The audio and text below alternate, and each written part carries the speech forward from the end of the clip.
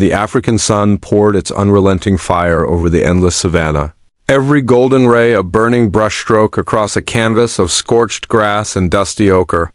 The air shimmered like molten glass, each wave carrying the scent of wild earth and the faint tang of distant rain.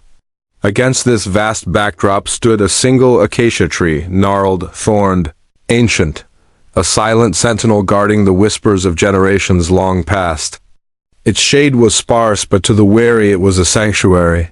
Beneath it, life and death wrestled in a primal embrace that had no audience but the wind and the unseen eyes of the wild.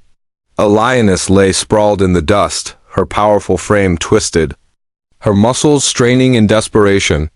This was Zola, a queen of the plains, now stripped of her reign by coils thicker than a man's arm. An African rock python had ensnared her, its ancient strength wrapping her ribs in a vice that crushed not only breath, but hope. Each gasp was a battle, each blink a surrender. Her paws, instruments of grace and terror, twitched weakly, a far cry from the predator who could bring down a wildebeest in a single coordinated strike. The python's scales glistened with cruel beauty under the sun, each shimmering plate a mirror of the predator's patience and precision. Only hours earlier, Zola had led her pride on a punishing chase across the parched earth, pursuing a herd of wildebeest whose every instinct told them to flee. The heat, the hunger, the relentless pounding of her paws across the cracked earth had drained her reserves to their depths. She had sought this tree for rest, and in the deceptive stillness, a silent killer struck. From the tall, brittle grass, the python had erupted, not with a hiss, but with the soundless certainty of an ambush millions of years perfected. Now, the queen lay captive, her breath shallow, her golden eyes clouded but still burning with a faint, defiant light.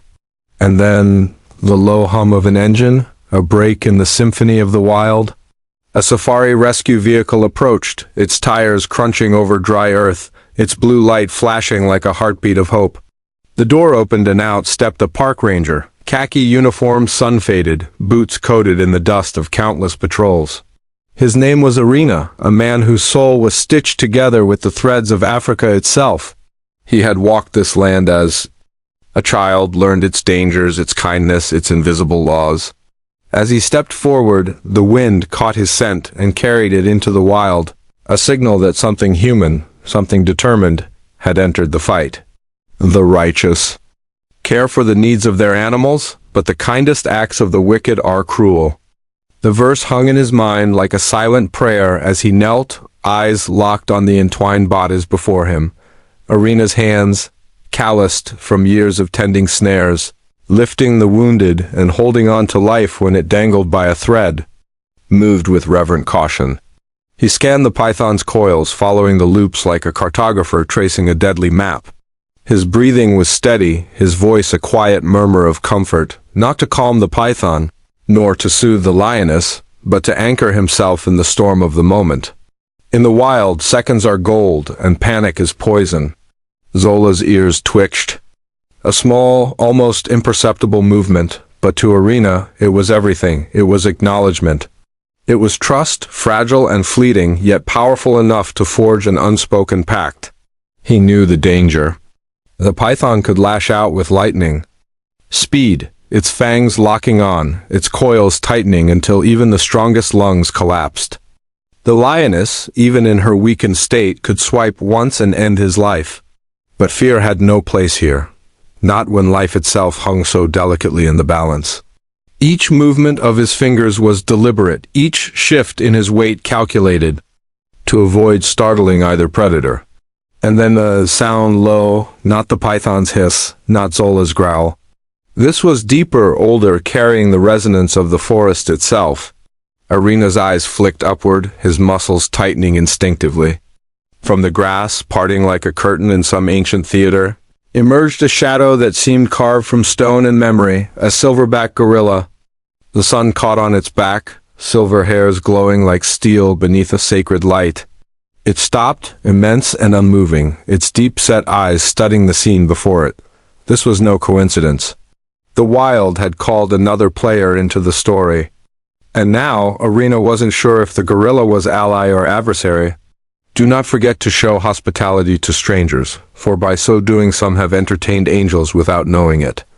The gorilla stood like a statue, every muscle rippling beneath its dark fur, its breath slow, steady, the breathing of something that feared nothing.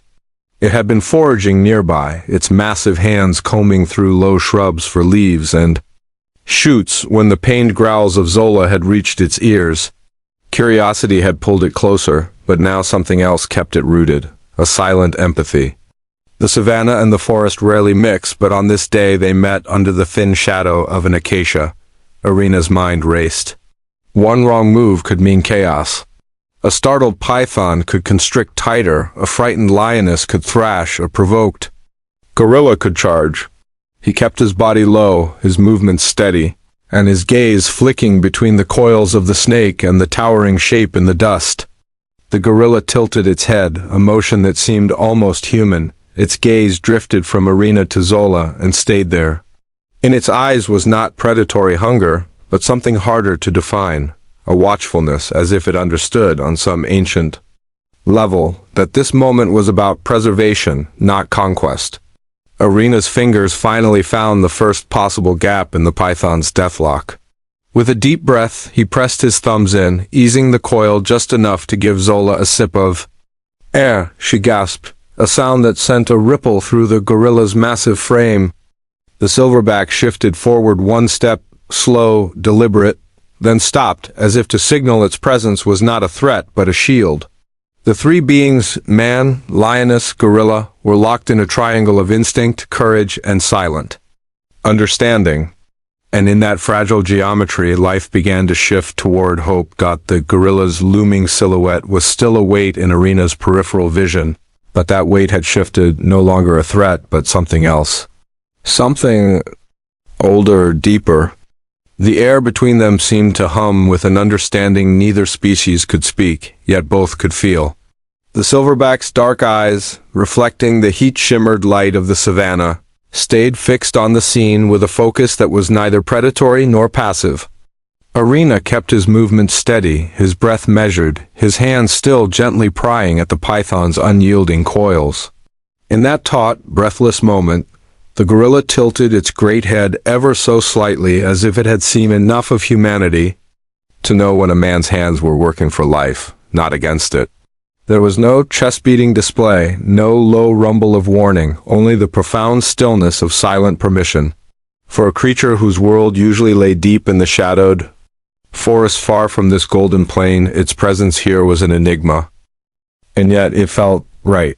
It was as if the wild had sent one of its own to stand as a silent witness, a keeper of balance, a quiet reminder that even the fiercest landscapes harbor threads of unity invisible to the hurried eye. The wolf will live with the lamb, the leopard will lie down with the goat, the calf and the lion and the yearling together, and the little child will lead them.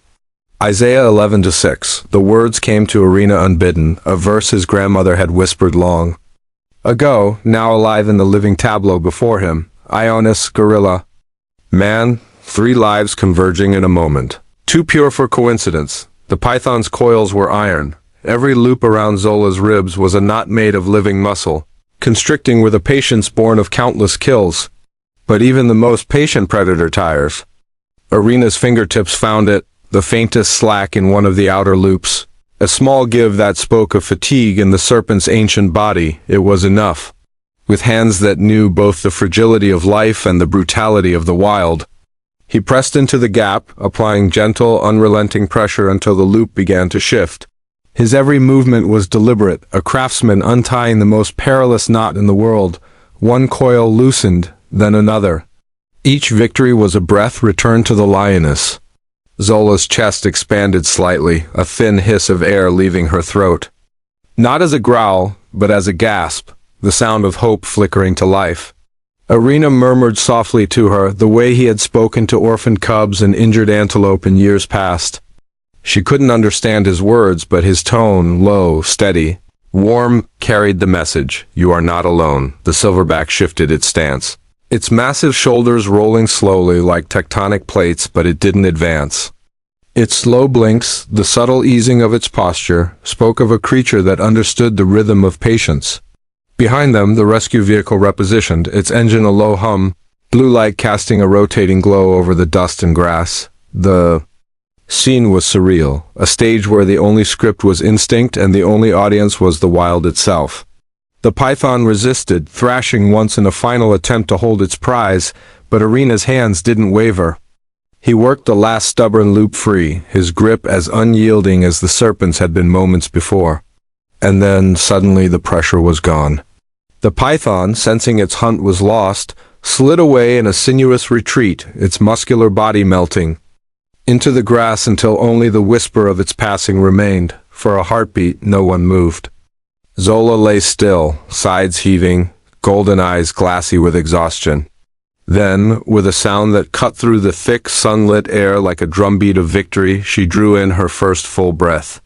It was deep, rattling, raw, the kind of breath that announces life has returned to claim its rightful place.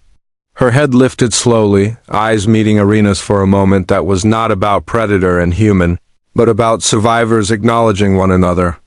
She pushed herself onto trembling legs, her movement shaky yet regal, her tail swaying weakly behind her.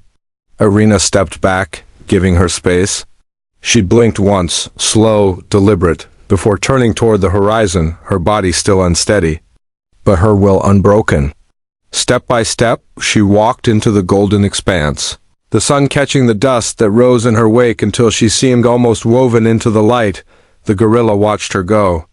There was no celebration, no sound, just the faint dip of its head, a gesture so subtle Irina almost wondered if he'd imagined it. The silverback then turned, moving with that ground-shaking grace unique to its kind, and vanished into the grass and acacia shadows as silently as it had arrived. Two guardians of different worlds had crossed paths and left each other unscarred, bound now by a moment that defied explanation. Two are better than one because they have a good return for their labor. If either of them falls down, one can help the other up. As the dust settled, the savannah returned to its eternal rhythm, the distant calls of birds, the whisper of wind through dry grass, the hum of life that never truly pauses. But Irina knew something had shifted. The rescue wasn't just about saving Zola. It was about the reminder that strength is not always measured in force, but in patience, empathy, and the refusal to give up when the odds lean heavily toward loss. Zola's survival was a testament to what happens when fear is replaced with connection, when the hand that could harm instead chooses to heal. The gorilla's silent watch had turned what could have been a solitary struggle into a shared triumph. And somewhere out in the vastness, Zola would breathe, hunt, and live another day, carrying, perhaps, some memory of the hands that freed. Her daughter Irina closed the vehicle's door, his reflection catching briefly in the glass. The man who had stepped out to face death minutes ago now carried the quiet satisfaction of a life saved, a bond forged in the raw honesty of the wild. He knew he would never forget the silverback's eyes, that intelligent, unblinking calm, or the moment Zola's breath returned.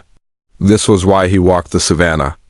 Not for glory, not for stories, but for these rare moments when all the invisible threads of the wild pulled together to remind him that humanity and nature were never truly separate. And as the engine hummed and the vehicle rolled forward into the shimmering heat, Irina smiled to himself. Some rescues leave you exhausted.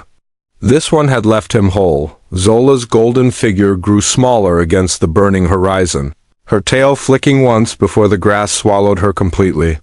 She was gone, not as prey, not as a defeated queen, but as a survivor. Irina stood rooted for a moment, the silence around him now softer, as if the savannah itself had exhaled. The gorilla, that unexpected sentinel of the wild, lingered just long enough to meet his gaze. In that quiet lock of eyes, there was no threat, no dominance, only the mutual recognition of two beings who had stood side by side to tip the scale back toward life. The silverback turned then, its massive form moving into the shimmering grass, vanishing without sound, leaving only the faint rustle of leaves and a memory that would live forever.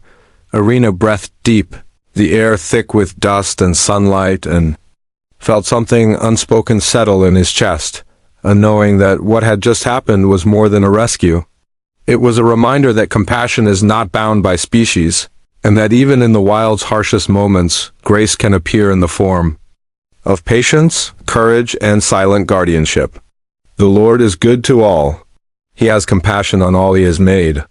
As he climbed into the rescue vehicle, the engine's low hum carried him onward, but his thoughts stayed behind, with a lioness who would hunt again, a gorilla who had chosen to watch instead of challenge, and the unseen web of life that had drawn them all to the same place at the same moment. In the heart of the African sun, danger had been met not with violence, but with understanding. And in that understanding, the wild had whispered its rarest truth, that hope is a language all living things can speak.